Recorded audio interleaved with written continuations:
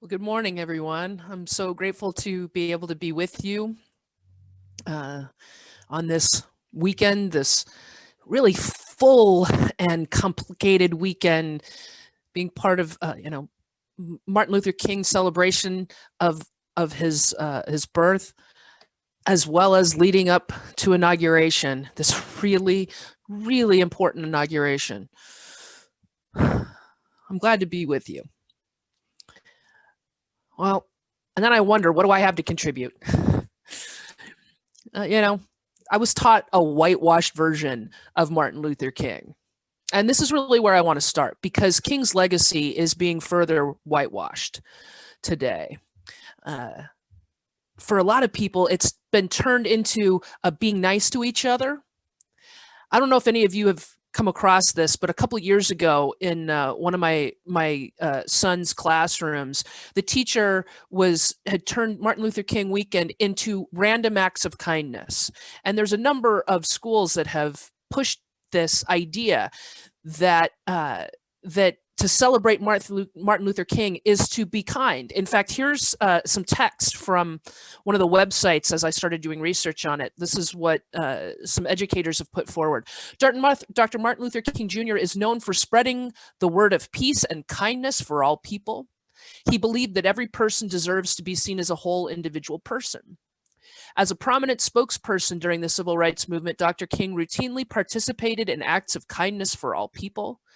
In honor of Dr. King's gentle but profound kindness, my students and I participate in at least one act of kindness activity in January. It's kind of true and kind of whitewashed. Actually, that's not true. It's kind of true and totally whitewashed. It is true that Martin Luther King Jr. believed every person deserves to be seen as a whole individual person. That is true. But the idea that this was about kindness, that his movement was about kindness and not about justice, is wrong. Is wrong. This distorted interpretation of what his message was. It also can be found in an interpretation changing his meaning of hoping and praying that his children would someday be judged on the content of their character rather than the color of their skin, often gets distorted as a call for not seeing race, for being colorblind, which is not what he was asking for. So I want to spend more time today with the actual radical king, the one J. Edgar Hoover called the most dangerous man in America. Dr. King put his reputation, his life, his family's lives on the line to demand justice for his people, Black people. He was jailed, his church and his home bombed. Ultimately, his very life was taken in this demand that white people live up to the standards, beliefs, and principles we espouse, and let there be true freedom and justice for all. You know, the 14th Amendment was adopted in 1868. Almost 100 years later, in 1963, when King gave his I Have a Dream speech, it was nowhere near being followed. Segregation, Jim Crow, voting, there was no equal protection under the law. The Constitution is supposed to be our law of the land, and it was for white people. More than a half a century has passed since then, since that speech, and the same issues continue to plague this nation. We know very well, particularly this week, whiteness, white supremacy is running rampant, both overtly, but also quietly. So right now, I'm speaking to my fellow white people. King recognized whiteness as the impediment to freedom and justice. He called it out many times, but that's not what's typically remembered, right? Typically what remembered or being distorted to be kind. It's not that kindness isn't important, but that's not what's important when you need justice, when you need equity. It's not what's going to be spoken about. This radical king will not be spoken about from state house platforms and in the media, today and tomorrow. If you haven't read Letter from a Birmingham Jail, it's entirely in its entirety, not just pieces of it, but the whole thing, I really would commend you. Do it today. Do it tomorrow. And if you've never read Why We Can't Wait, absolutely, absolutely a must read. It's a pretty short book. It chronicles the work leading up to and the hopes moving from what King called the Negro Revolution of 1963. It covers in great deal Bull Connor and what happened in Birmingham. And he may have been writing about 1963, but he's speaking directly to us today. I must confess, over the past few years, I've been gravely disappointed with the white moderate.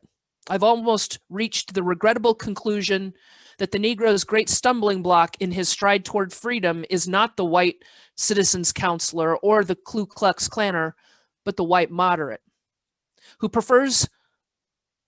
who is more devoted to order than to justice, who prefers a negative peace, which is the absence of tension, to a positive peace, which is the presence of justice, who constantly says, oh, I agree with you in goal you seek, but I cannot agree with your methods of direct action, who paternalistically believes he can set the timetable for another man's freedom, who lives by a mythical concept of time, and who constantly advises the Negro to wait for a more convenient season. Shallow understanding from people of goodwill is more frustrating than absolute misunderstanding from people of ill will. Lukewarm acceptance is much more bewildering than outright rejection. Now, I recognize some of that language isn't language that we would use today, but the heart of that is absolutely what must be talked about and recognized. And I hope that's not the first time you've heard that passage. The condemnation of white silence, of our wanting peace more than we want justice, those words are as relevant today as they were 58 years ago. Our need for peace regularly subverts justice. And you know, we can praise MLK all we want, but it is a perversion of his message and his legacy when we don't take heed of the admonishment of our white silence. The radical MLK is the real MLK. You know, Martin Luther King was an incredible man, worthy of attention and the acclaim that we give him, but he also worked with a team. He did not bring the civil rights movement of the 1960s alone. He did not, maybe a figurehead, he was not the sole entity creating the civil rights movement as we know it and recognize it today. Thousands of mostly young people knocked on doors. They spoke, they marched, they sat, they disrupted. Then, like now, it was a leader-full movement. So my friend and colleague, Reverend Kimberly Hampton, wrote a blog reminding us of the Black female leaders who worked and fought and are largely overshadowed and forgotten. Amelia Boynton from Georgia, she led voter registration drives in Selma, Alabama from the 1930s through the 50s. She was the first African-American woman and first female Democratic candidate to run for Congress from Alabama. A leading activist in Selma, she asked Dr. King to come to Selma.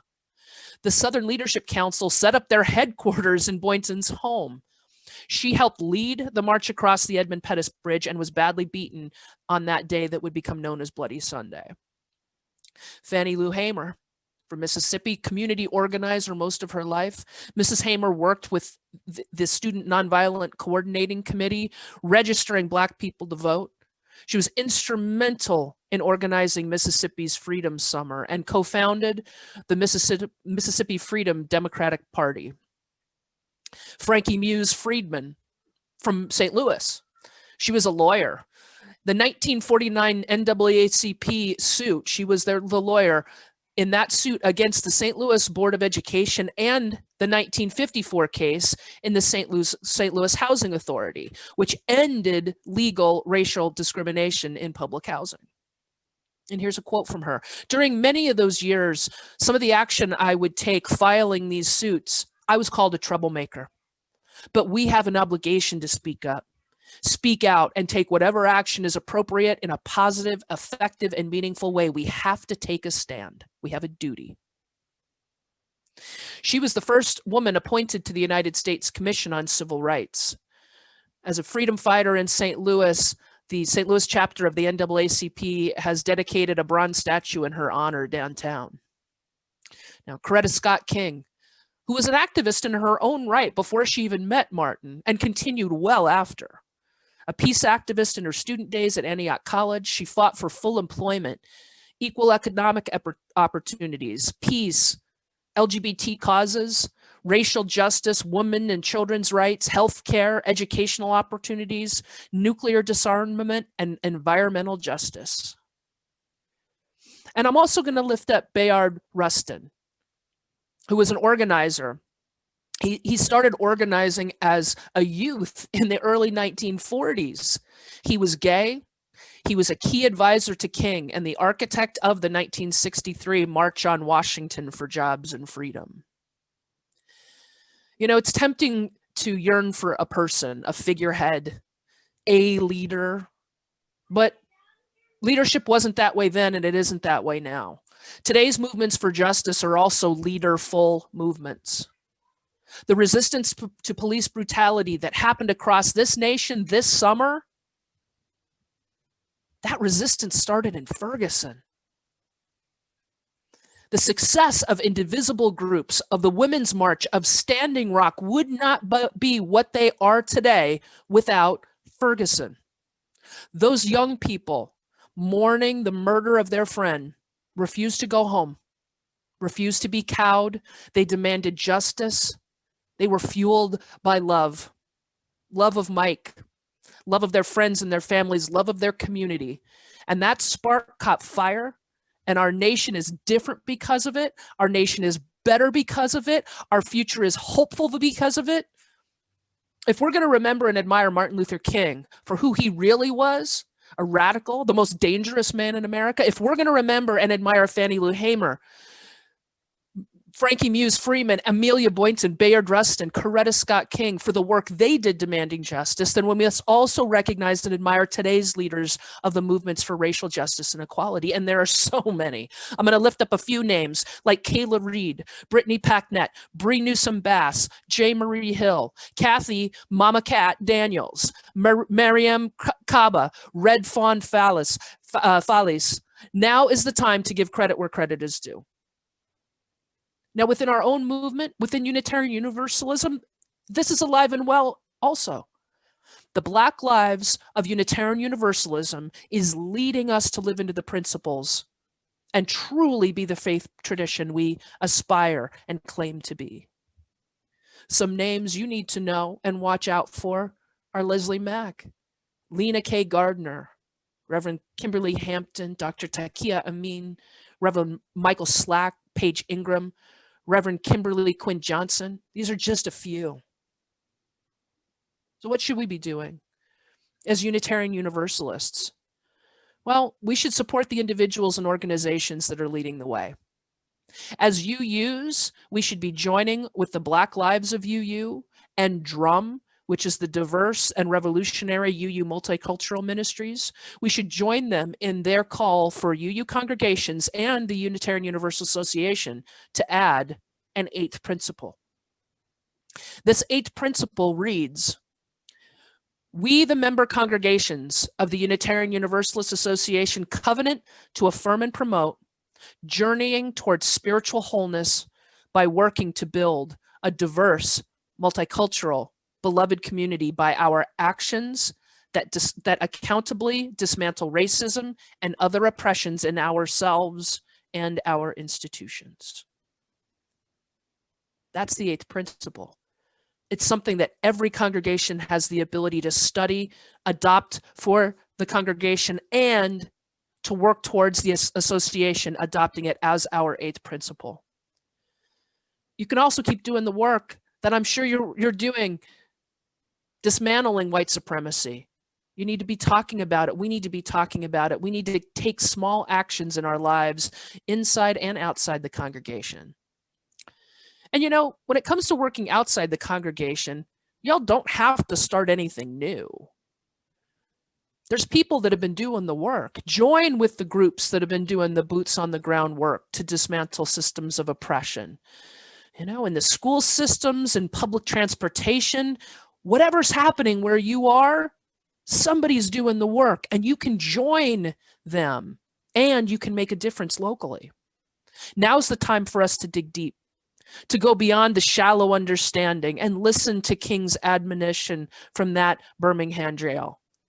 It will take more than random acts of kindness to break out of the mold of the white moderate.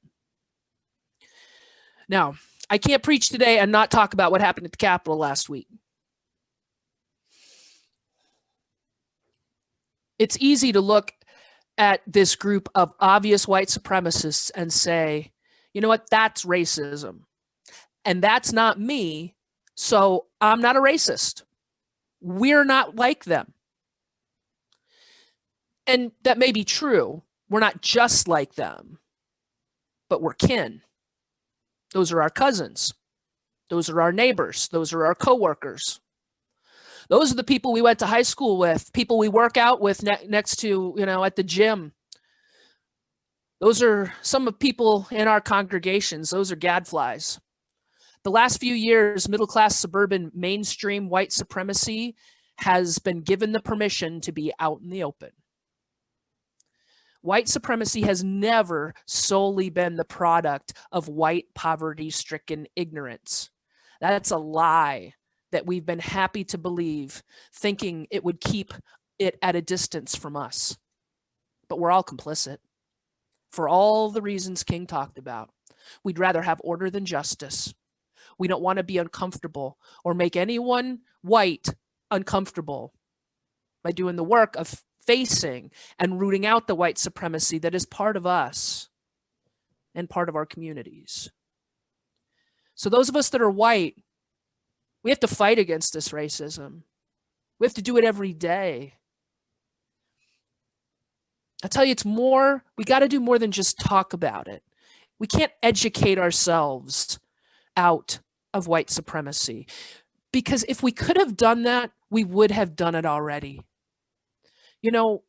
Within Unitarian Universalism, there have been groups, the denomination has been working to educate ourselves about white supremacy and racism for well over 50 years. Well over 50 years. If we could have thought our way out of this, we would have done it. And I don't mean that cynically. In our hearts, we have wanted to do this. But if we leave it at education, it's not going to work. This is a spiritual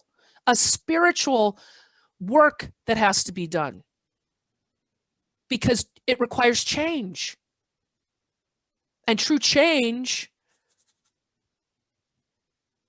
requires our spirit, our person, how we are making meaning of things. Racism is a spiritual disease. White supremacy is a spiritual disease. So in addition to education, it's going to take spiritual work. And we have to do this every day. We have to do it in these Zoom rooms, in the rooms where you're sitting, once we're back in sanctuaries, once we're back in physical community, and we have to do it in ourselves. It's not enough to have had UU ministers and lay people march in Selma 50 years ago. The lives of James Reeb and Viola Louizu do not absolve us of our responsibilities today. Our work's not done as individuals or as a larger community. So I'm asking you, don't wait. Now is the time to listen to the true Martin Luther King, the radical king. Now is the time to follow the leadership of Black and Indigenous women and queers and trans people who are the bulk of the leaders of this leaderful movement. Now is the time to stop contemplating and considering.